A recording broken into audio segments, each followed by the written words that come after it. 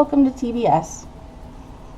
My name is Sadie, and today I want to talk about the Chris Watts case.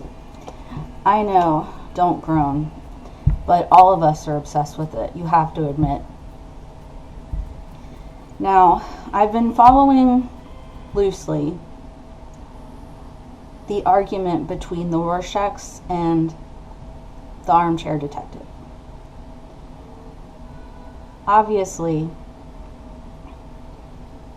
I'm not going to talk about what I think about that yet, but it got me thinking that I want to listen to more about Chris Watts because I thought I listened to everything on the internet about him, but I did not. So while I've been gone, I've been looking at a bunch of stuff, and I've drawn some new conclusions about the Chris Watts case. And I know that a lot of people call it the Shanann, Bella and Celeste and Nichol case. And usually you would like to name the cases after the victim so that they're remembered instead of the killer. But in this case, unfortunately, Chris is so bizarre, and this case is so odd that calling it the Chris Watts case makes more sense. Unfortunately, he's who they think of first. I think of him first about the killings and then his family. Throughout time, humans have been obsessed with death because it's something we don't understand. And most of us don't understand when another person kills for seemingly no reason. It makes us confused, and we want to figure out, as a social group, what to do about these people. So it makes perfect sense for us to be obsessed with the Chris Watts case. There's some things that I have noticed from the beginning that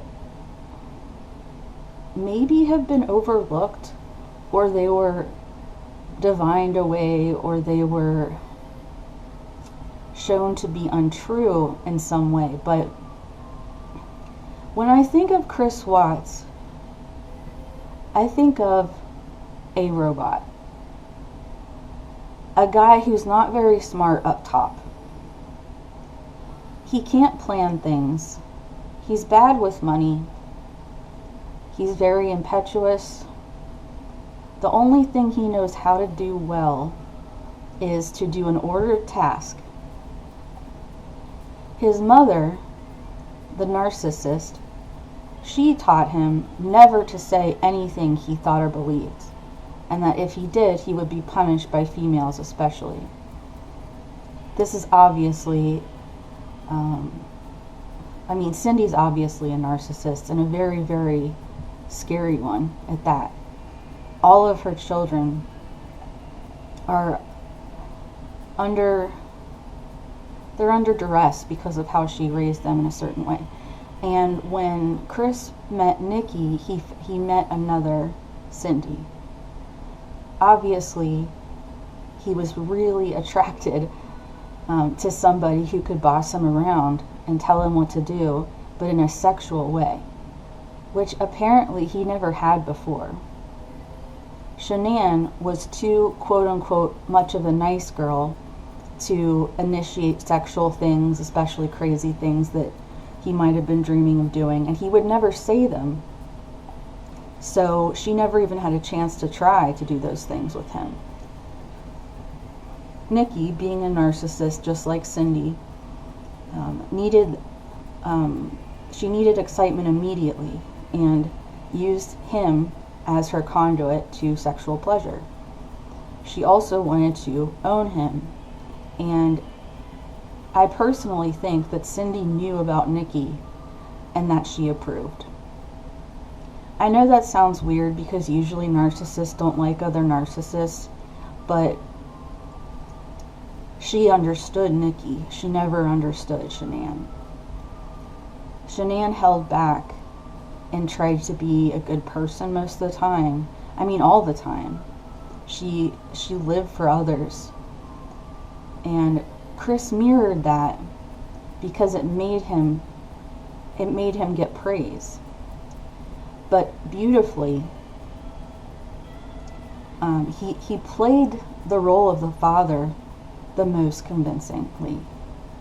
It seems like he actually genuinely cared and had fun with the kids. And they really loved him. They were so proud of him. Shanann was so proud of him for a very long time. And instead, just like other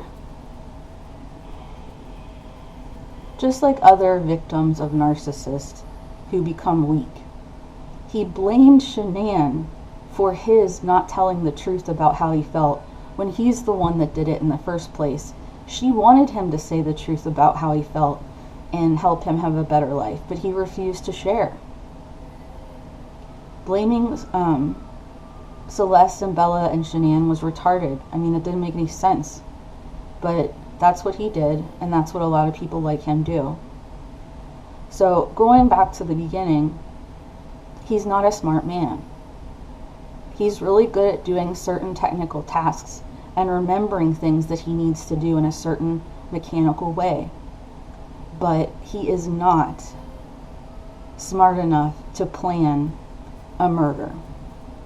When you look at how sloppily the murders were done, at first glance it's like, oh yeah, of course, Chris, he's adult, you know, he did this, he tried to do it to be with Nikki, and she egged him on, and he wanted to be with her, so he came up with this plan, and she kind of gave him a few ideas, and then eventually he went into the desert, and that all happened where he put them in the oil, and it was horrible.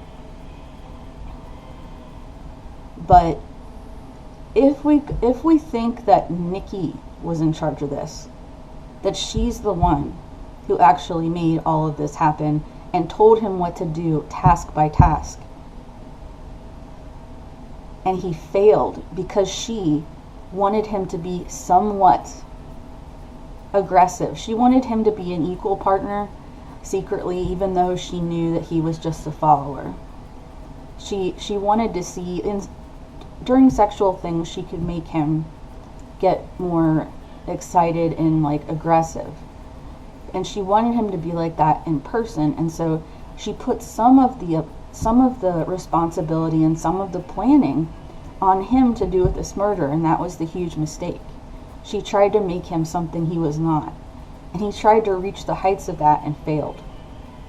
That's why they were caught. Now, the thing about what I think happened, why he went to jail for life instead of having a trial. Colorado doesn't really have the death penalty, so why did he do that? Why did he plead? It's because he made a deal for Nikki to go free. That is why.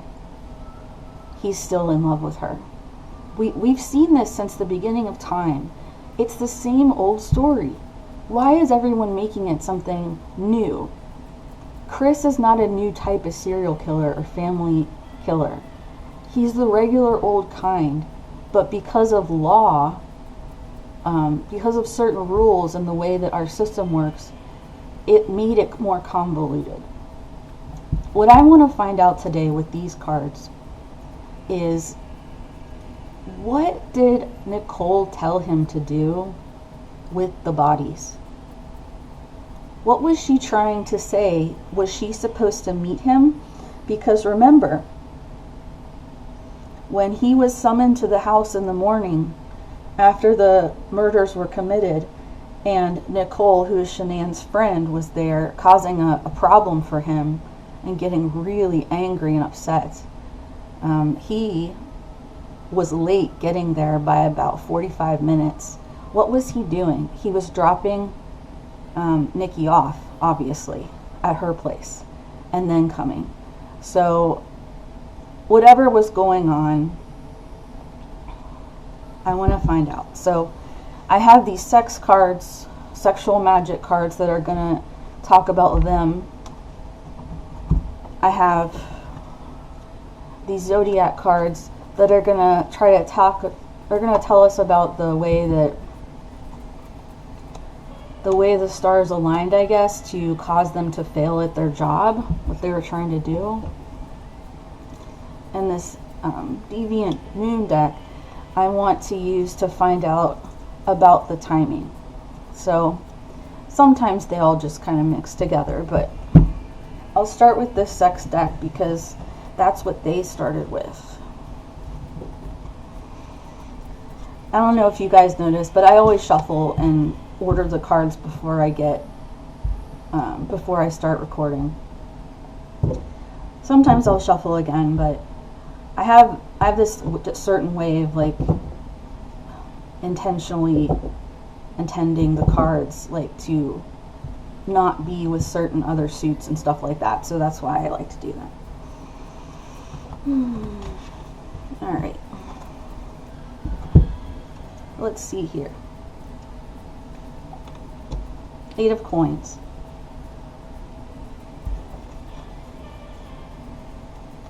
Six of coins.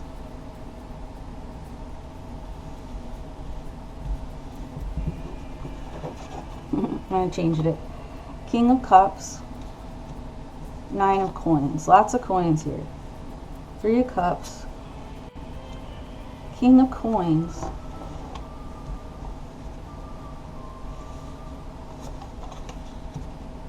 Two of swords. And the Fool. Okay. So whenever Chris had fantasies in his mind about his new life and being with Nichol and having sex all the time and having a new child with her and becoming the man he always wanted to be, etc., he felt more at home with her than he ever did with Shanann. He felt erroneously that he could be himself with Nichol. That wasn't going to last, but he didn't know that because he's dumb. The King of Pentacles is the guy of method, and he does like to have a stockpile. He spends too fast when it comes to emotions. Like, he can save money and stuff, but he can't save his own relationships. Now the tarot card, King of Coins, he's successful at saving money, but it's at the expense of others sometimes. And what we see is that Chris would like to be the King of Coins. So he might have been planning to get money from Shanann's death. Maybe the children also, because they were both kind of broke, Nichol and he, so they're going to need money to start their new life.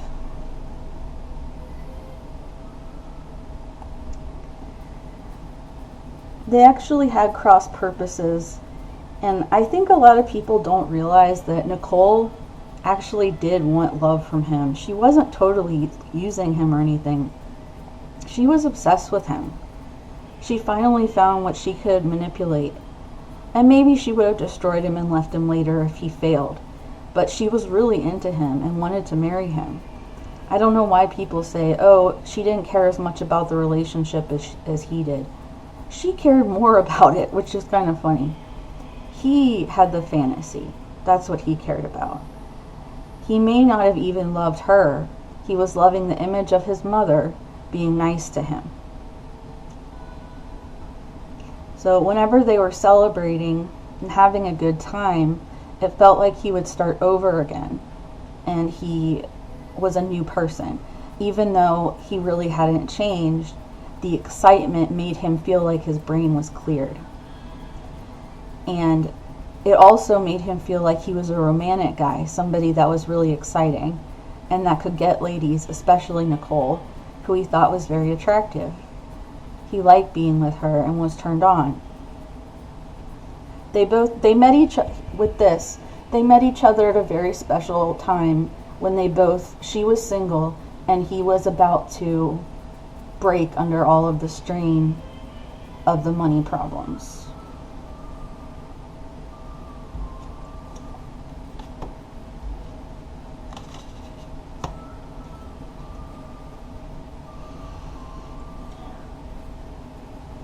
Poor Shanann wasn't even buried this deep. His mom yelling at him. And the way he sees God. So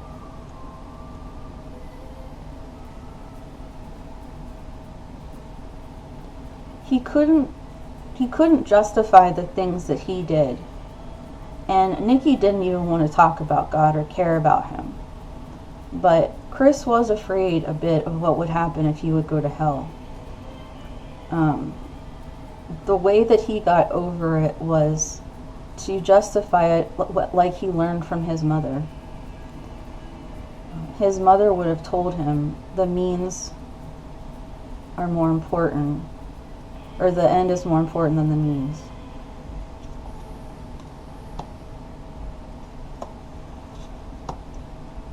Poverty really weighed on his mind, and in order for him to satisfy Shanann, he needed to fix the money problem, which he couldn't. He didn't know how. He can't plan that well, so he knew he was going to lose her in a certain way. He was going to lose. He was going to fail. And instead of sticking around, he wanted to just jump the ship. Meeting Nikki, they pretended and thought and believed 100% really that they were soulmates.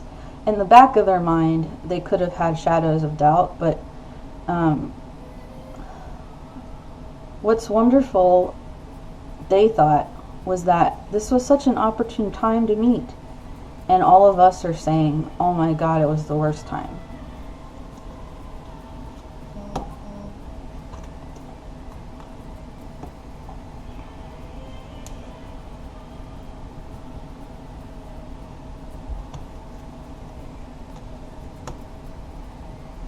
Okay, so life stats. If you see the devil here, he has wings and all. He has a tail. It's the old rendering. And Sag, I see, and this is an angel of healing. So obviously all of us can heal from this a lot better than Shanann's family can. But Chris still has to pay life's debts. He still has a time to heal in prison and see what he has done for real. Nikki, on the other hand, she has some shame, but she knows she's the luckiest person in the world, that she got off scot-free. And they probably put her to Hawaii or something awesome. So she's changed how she looks and she's having a great life now. Obviously, we all wish her to fail, and we want her to have horrible things happen to her because of what she facilitated. But hopefully debts will come to her also, and healing if we're honest and nice, and that she'll see what the part that she played and how to change who she is to become a better person.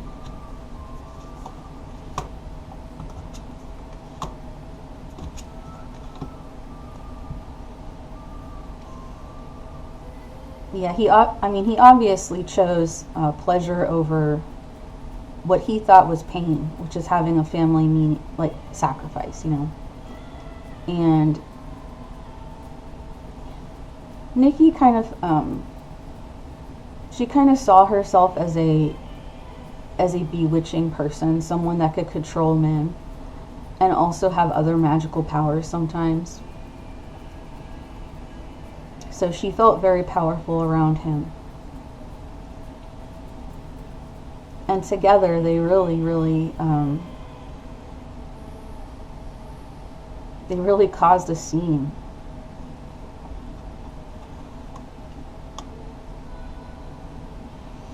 I guess he would be the knight in shining armor for her. At least that would last for a while.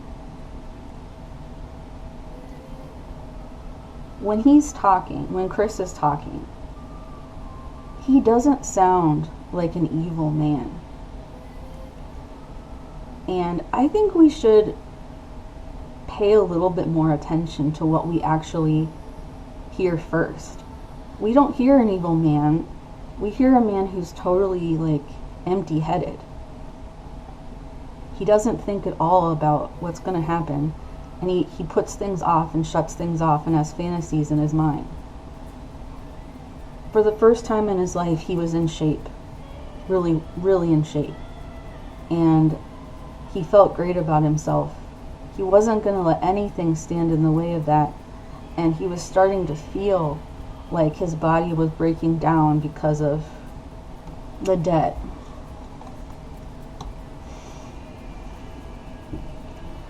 He wanted things to change soon, and he would have done anything to make things exciting again. So he transformed himself into what she wanted him to be, Nikki. They felt like they were destined to be together. They used each other's dreams to do what they wanted, and it ended in death.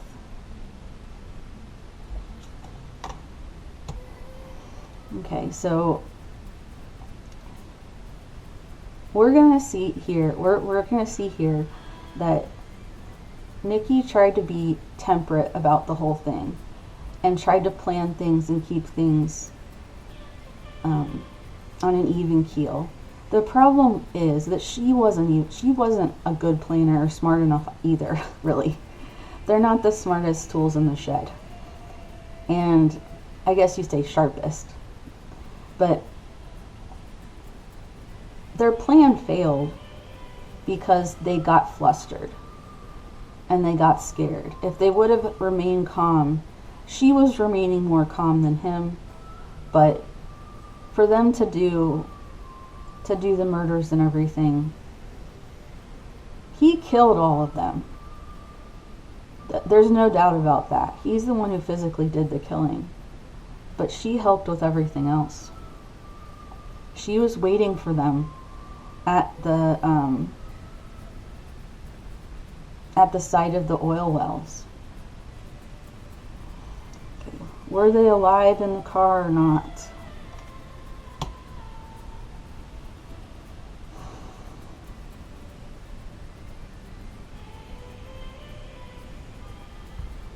Yeah. Poor little things. So they saw Nikki standing by when their dad killed them.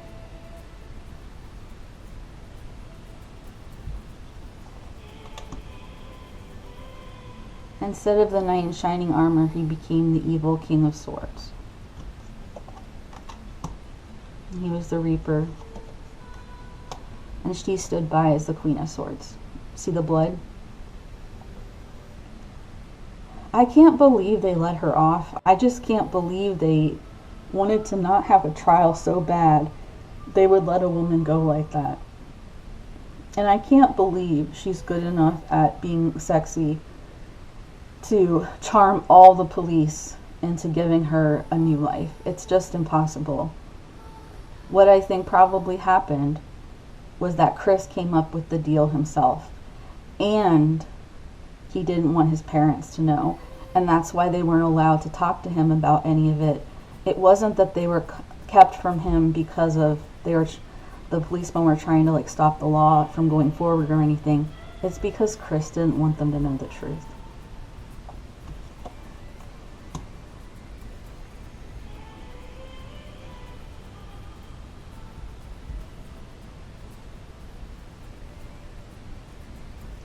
Every time that the police would talk to him about what happened and the plan and how they got the bodies out there and all that kind of thing, he never would, we never, watching the videos, we never heard him say anything at all about how he did it or why. There's only one reason why he wouldn't have broke down, and it's because he was protecting Nikki. I think we know 100% now that Nikki was the one who was his accomplice. A lot of people say he could have done it all by himself, and I actually think that's correct. But he needed, Nikki needed to make sure he would do it, and so she was there waiting to yell at him if he did not do it, kind of like his mother would have. And it's really exciting for them to do this together as a Bonnie and Clyde way of like emotionally bonding in a traumatic way. They didn't really know they were trying to get that, but that's what was happening. Over time, he'll fall out of love with her and probably tell the truth about everything. Let's see. Ooh.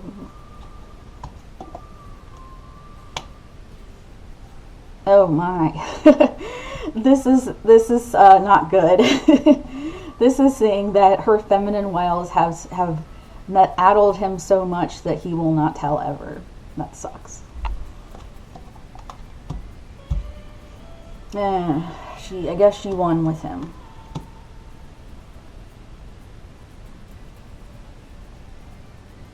Yeah. He thinks they're soulmates. I wonder, does anyone know if they write to each other? Yes. So, they have a very interesting relationship. Unfortunately, they hurt and killed people to be together, which none of that had to happen, but the way they think, yes, it had to.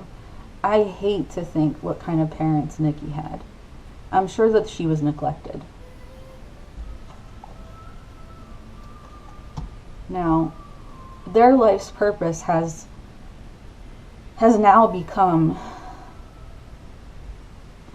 the law, like the way the law works, and bad and good, and who gets punished and who doesn't, and why some people die and some don't. They actually are kind of proud of being part of this very existential, very important wondering about death, about how humans wonder about death and life. And they sense that this would be something important, and they would be part of it for the rest of time. They didn't at first, but after it got messed up and they started to play it, they realized. I don't know exactly how much Nikki was allowed to visit him in the jail before he went to the prison or anything like that. And I know she got out of there really fast. They put her out really fast. But I have to...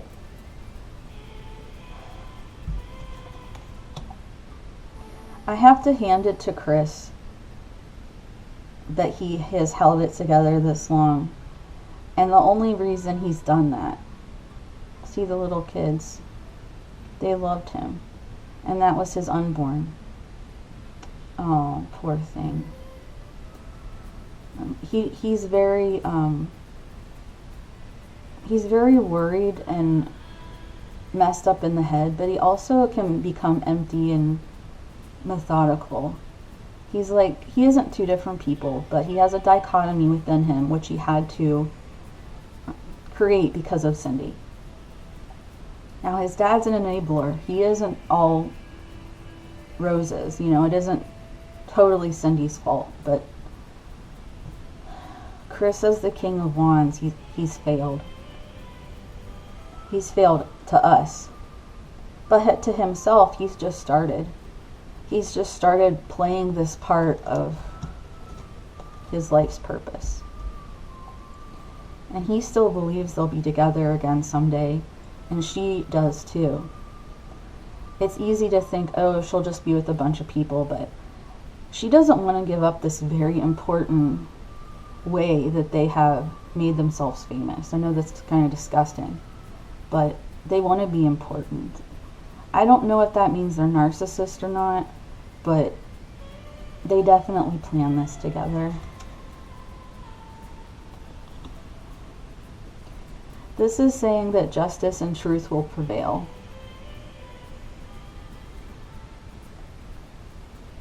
So I don't really know what this means then. If this is saying that justice will come,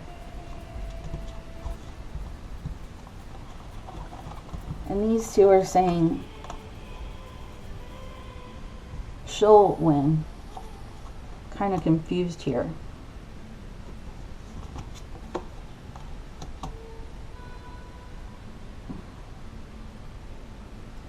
Okay, well, two spreads out of 3 say that he will eventually turn. So